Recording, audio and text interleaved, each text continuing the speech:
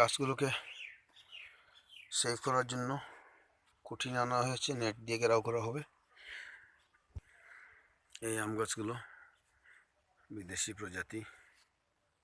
এটা হচ্ছে বাংলাদেশের সবচেয়ে সুমিষ্ট আম, গৌরমতি আর হাড়িভাঙ্গা।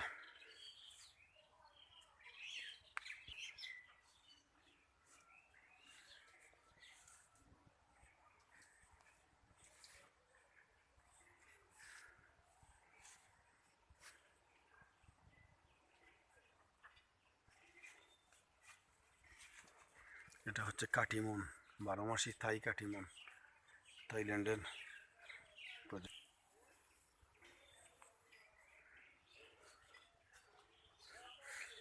এটা হচ্ছে 12 মাসি, দেশি 12 মাসি, মেবি দুফলা হতে পারে। যখন মুকুল চলে এসেছে, সেপ্টেম্বর মাস মুকুল চলে এসেছে গাছের মধ্যে।